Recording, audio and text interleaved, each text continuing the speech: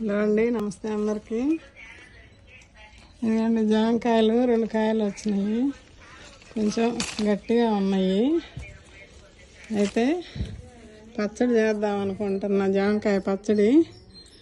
ఇది వీడియో చేయనులేండి, అందరికీ తెలుసు. నేనైతే దాదాపుగా 30 సంవత్సరాల క్రితం జామకాయ పచ్చడి చేశానండి.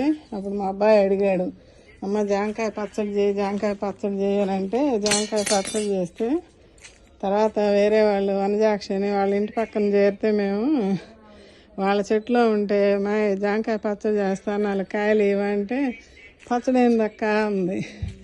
పచ్చడి బాగుంటుందమ్మా, నేను చేస్తానంటే, అయితే మాకు కూడా రుచి చూపించు, నేను కూడా చేసుకుంటానంటే పెట్టించా. తిని అసలు ఎంత బాగుందో అంది. అప్పుడు మొన్న మా మిద్దె తోట చుట్టానికి వచ్చి వాళ్ళ అపార్ట్మెంట్లో వాళ్ళని తీసుకొని వచ్చి, సుజాత అక్క అప్పుడు పచ్చడి చేసి ఇచ్చావు కదా, భలే తిన్నాము, అసలు ఎంత బాగుందో, మళ్ళీ మేము చేస్తే మాకు కుదరలేదు అక్క, ఆ రోజు టేస్ట్ మళ్ళీ నాకు రాలేదు అంది.